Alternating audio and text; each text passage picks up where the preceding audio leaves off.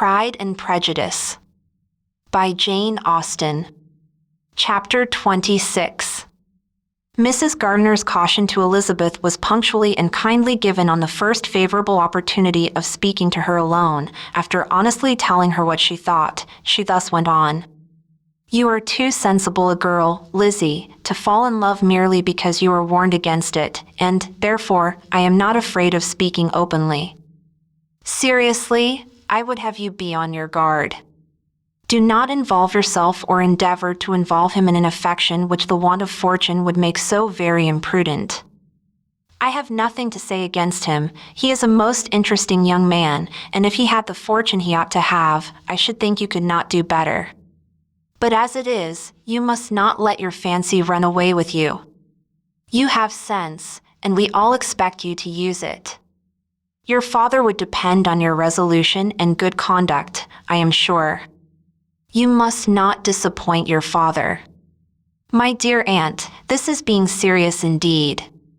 Yes, and I hope to engage you to be serious likewise. Well, then, you need not be under any alarm. I will take care of myself, and of Mr. Wickham too. He shall not be in love with me, if I can prevent it. Elizabeth, you are not serious now. I beg your pardon, I will try again. At present I am not in love with Mr. Wickham. No, I certainly am not. But he is, beyond all comparison, the most agreeable man I ever saw, and if he becomes really attached to me, I believe it will be better that he should not. I see the imprudence of it. Oh, that abominable Mr. Darcy. My father's opinion of me does me the greatest honor, and I should be miserable to forfeit it.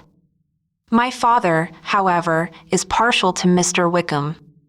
In short, my dear aunt, I should be very sorry to be the means of making any of you unhappy, but since we see every day that where there is affection, young people are seldom withheld by immediate want of fortune from entering into engagements with each other, how can I promise to be wiser than so many of my fellow creatures if I am tempted, or how am I even to know that it would be wisdom to resist? All that I can promise you, therefore, is not to be in a hurry. I will not be in a hurry to believe myself his first object. When I am in company with him, I will not be wishing. In short, I will do my best. Perhaps it will be as well if you discourage his coming here so very often. At least, you should not remind your mother of inviting him. As I did the other day, said Elizabeth with a conscious smile, very true, it will be wise in me to refrain from that. But do not imagine that he is always here so often. It is on your account that he has been so frequently invited this week. You know my mother's ideas as to the necessity of constant company for her friends. But really, and upon my honor, I will try to do what I think to be the wisest, and now I hope you are satisfied. Her aunt assured her that she was, and Elizabeth having thanked her for the kindness of her hints, they parted, a wonderful instance of advice being given on such a point, without being resented.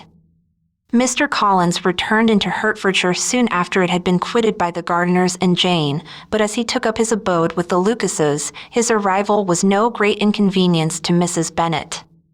His marriage was now fast approaching, and she was at length so far resigned as to think it inevitable, and even repeatedly to say, in an ill-natured tone, that she wished they might be happy.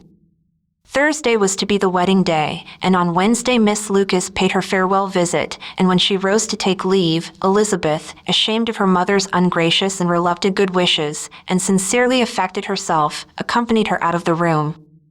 As they went downstairs together, Charlotte said, "I shall depend on hearing from you very often, Eliza." "That you certainly shall. And I have another favor to ask you. Will you come and see me? We shall often meet, I hope, in Hertfordshire. I am not likely to leave Kent for some time. Promise me, therefore, to come to Hunsford." Elizabeth could not refuse, though she foresaw little pleasure in the visit. "My father and Maria are coming to me in March," added Charlotte, "and I hope you will consent to be of the party."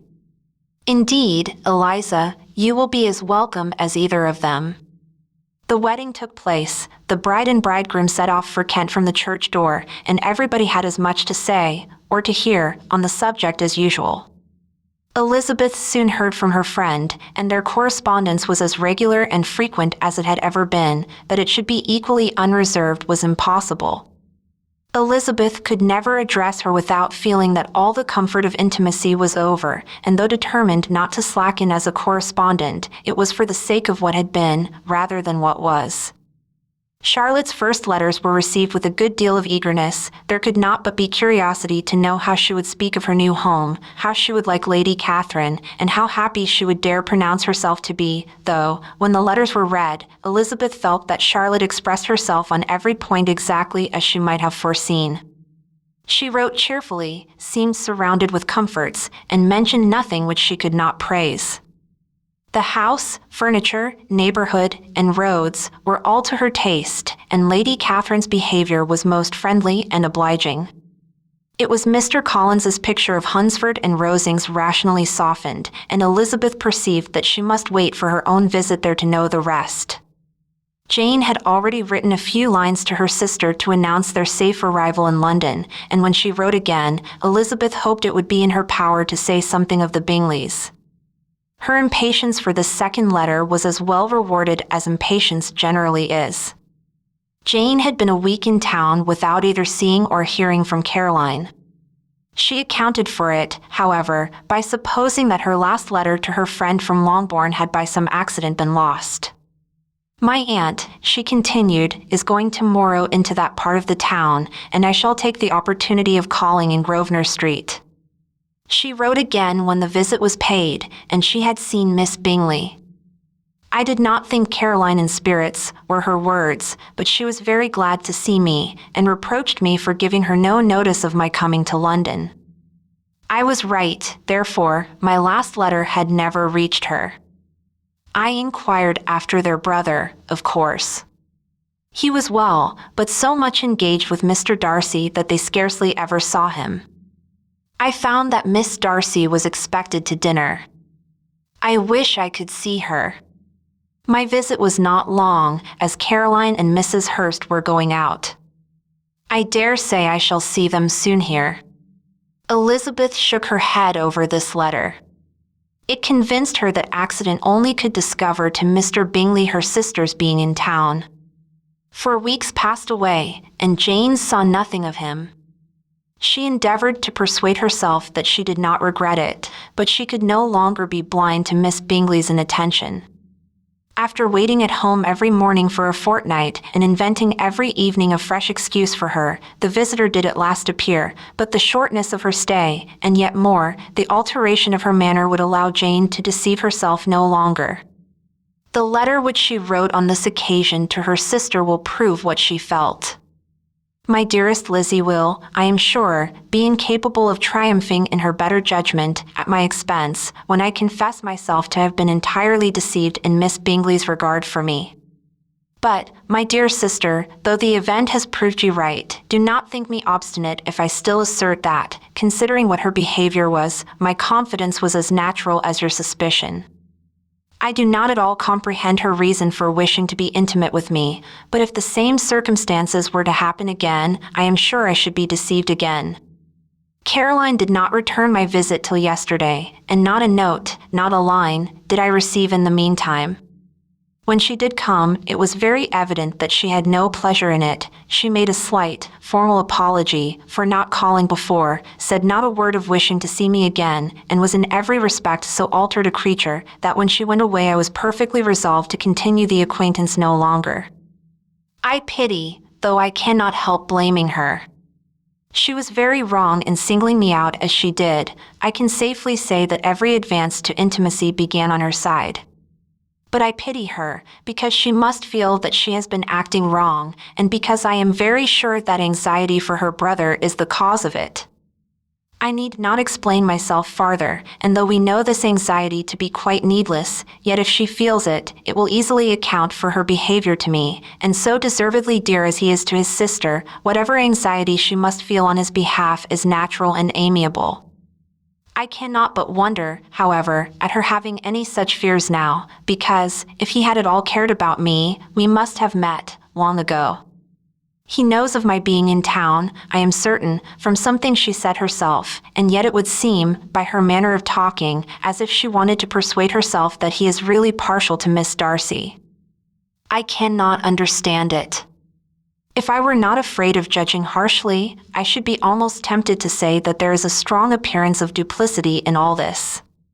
But I will endeavor to banish every painful thought and think only of what will make me happy, your affection, and the invariable kindness of my dear uncle and aunt. Let me hear from you very soon. Miss Bingley said something of his never returning to Netherfield again, of giving up the house, but not with any certainty. We had better not mention it. I am extremely glad that you have such pleasant accounts from our friends at Hunsford. Pray go to see them, with Sir William and Maria. I am sure you will be very comfortable there. Yours, etc. This letter gave Elizabeth some pain, but her spirits returned as she considered that Jane would no longer be duped, by the sister at least. All expectation from the brother was now absolutely over. She would not even wish for a renewal of his attentions. His character sunk on every review of it, and as a punishment for him, as well as a possible advantage to Jane, she seriously hoped he might really soon marry Mr. Darcy's sister, as by Wickham's account, she would make him abundantly regret what he had thrown away. Mrs. Gardiner about this time reminded Elizabeth of her promise concerning that gentleman, and required information, and Elizabeth had such to send as might rather give contentment to her aunt than to herself. His apparent partiality had subsided, his attentions were over, he was the admirer of someone else. Elizabeth was watchful enough to see it all, but she could see it and write of it without material pain. Her heart had been but slightly touched, and her vanity was satisfied with believing that she would have been his only choice, had fortune permitted it.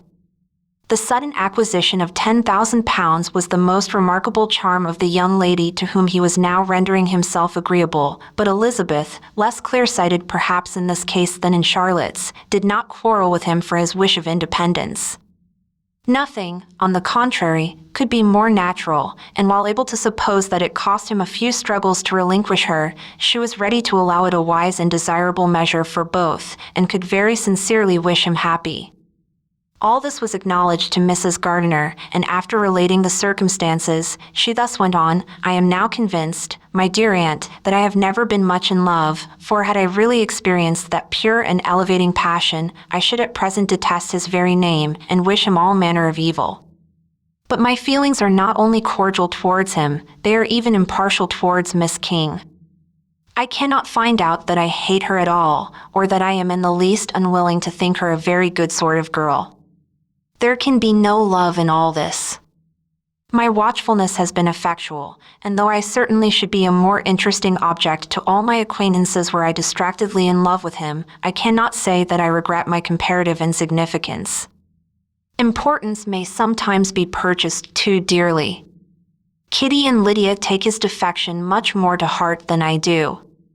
They are young in the ways of the world, and not yet open to the mortifying conviction that handsome young men must have something to live on as well as the plain.